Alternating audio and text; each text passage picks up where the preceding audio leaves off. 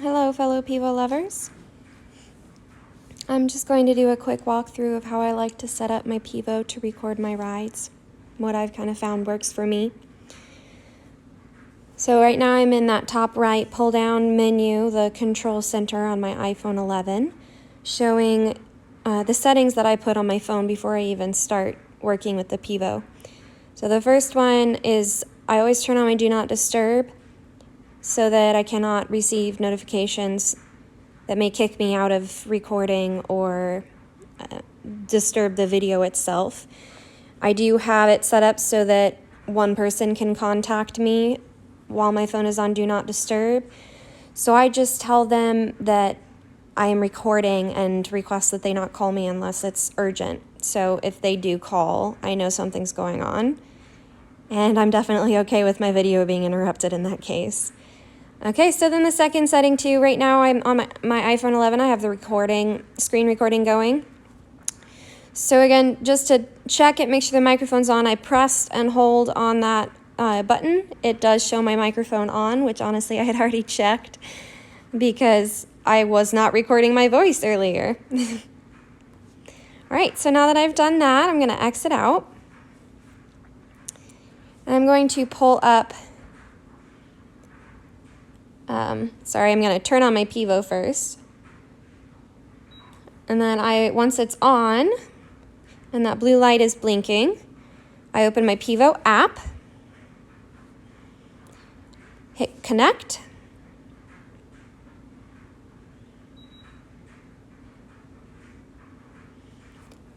and I have my phone in landscape mode. So I am intentionally recording a black space just because I'm not actually at the barn, I'm just sitting here. So, settings. All right, so the first thing I'm going to do is I'm going to check and see what my settings are. Since my phone is in landscape mode, the settings are top and bottom instead of left and right. So what is usually on the left is now the top, what is usually on the right is now the bottom. All right, so the first thing I'll do, I'm going into that left, or in this case, top menu. I have it set to capture so that I can take a video or a picture. Click on the settings button. And here you can set your video. I like to have my video up at 4K, however, that does take up a significant amount of memory. So that's something you definitely need to be aware of. If you don't have much memory, but you really want to record and you're okay with the quality being lower, I highly recommend you come into your settings and set the quality lower so that you at least get some video. I have done that in the past. And then storage as well. You can update where you would like for your storage to save. When I'm trying to save memory on my phone, I will deselect saving it on my iPhone. So it will only save in my Pivo gallery, which I can show you here in a little bit. Okay. So then later, if you've only saved it into the Pivo gallery, if you look at the second option underneath storage, you can click export all contents to iPhone photos. All right, so that's those settings that I do from there. Close the window, you just swipe up. So now I'm going to do the right setting menu, or in this case, the bottom. To turn on auto tracking, I'm going to go all the way over to the left. Click on the box with the AI in it. On-screen position. For your average everyday riding, walk, trot, canter, it works best to have it set on the center. However, if you are, say, galloping or you're jumping and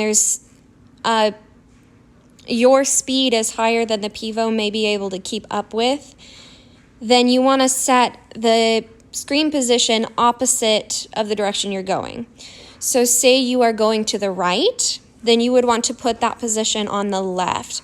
What that does is it causes Pivo to try to keep you in that far left spot in the frame, So when you do speed up a little bit more than the Pivo, even if you're going faster, the Pivo's still trying to keep you in that left frame. So if nothing else, you'll be on the right frame. Whereas if it had been centered, you may have fallen off of the screen, and then Pivo tends to lose you at that point. So then I always like to put my tracking speed at frenzy. I haven't tried it on anything else. I don't see any reason to. It doesn't take up any extra function, and I mean, we are riding horses. They're not slow. I like to use all of these settings. So I use my predictive follow, tracking exposure, adjust that exposure. So adjust the amount of light that the Pivo is letting in. So if you think about your photos, if one is whitewashed, so there you can hardly see anything because there's so much light that the image is just completely white or mostly white. So that exposure was too high. Too low exposure, the image is going to be very dark. It's going to be difficult to see anything for the opposite reason. So the tracking exposure is incredibly helpful if you're in an arena where maybe one side's a little bit brighter than the other. However, if the lighting is very different from place to place,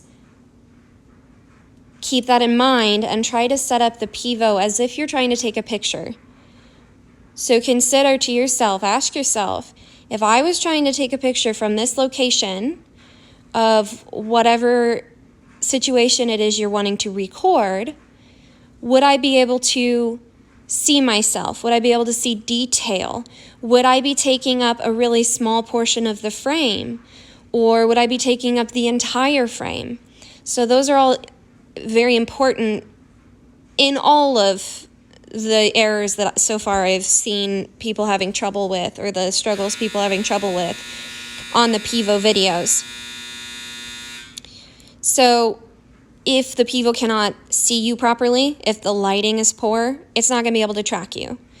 If the lighting is so poor that you're darker than, say, the wall, if the wall's white and there's pretty much everything's darker than white, and the lighting is poor, if you go close to the wall, the Pivo's going to get distracted and focus on the wall. So fixes there, you could just make sure you're positioning it so that it can't necessarily see the wall, so that the wall is maybe no more than a quarter of the frame.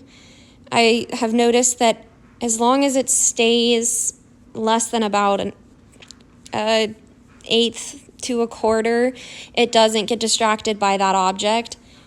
But with any objects like that, and I've had that happen with a person or another horse, if the object that is not what you're trying to follow is the size of half the screen, it will automatically switch to that object. So again, for predictive follow and tracking exposure, all that to work, you want to think, is this room light enough that I could take a good picture? Am I too far away from it to where if I took a picture and I zoomed in, it looked like a blob? Am I too close to the picture to where if I took a picture, I would get an image of my horse on their belly and I wouldn't be able to see anything else?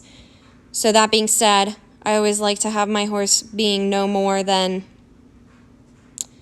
their barrel filling up 3/4 of the screen. I found that to be most effective. So then auto zoom. I like to keep auto zoom on for several reasons. It really helps keep tracking on your horse, because if you take up too small of a space on the screen, your Pivo will not be able to keep track of you. So with the auto zoom, it allows you a little bit more flexibility and distance from the camera. I have used mine and it's worked very well in 200 by 100 arenas. I set it in the center right at X, and it's worked. I've had no trouble with it that way. I've also used it out in an open field, and I would estimate maybe about 150 to 200 feet away, Pivo got very confused and just started rotating. So consider all those things. Again, ask yourself, if I were trying to take a picture, would it be quality? Would I be able to see myself? Okay, so Again, I have my phone resting on a pillow, so there's nothing there. Now that you have, oh, I guess I need to change that setting again because I still have it on the left. So Pivo, keep you centered. So now that I have my auto exposure set on, asking Pivo to keep me in the center, and the predictive follow, well, and just the auto tracking. If you look over to the left, or if I had the screen in portrait mode, it would be along the bottom. You see face, body, horse, and beta. From reading reviews, I've heard a lot about beta, so honestly that's all I've ever used, and it has worked great for me. So top left, if you wanted to go into the gallery, you just click that. Go back to the Pivo. If I wanted to take a picture, just switch it so that now I'm on picture. So if you click here, it's just taking pictures for me. It's not going to take any video. Now I'm back on video. I can switch my camera back and forth with that top button. So it's switched that way. So back camera, front camera. And then you can put on your flash or adjust it so that it's wide. Okay, top right shows you the battery for your Pivo, which is very helpful. If it gets too low, the Pivo will shut off, even if the battery is not completely empty yet.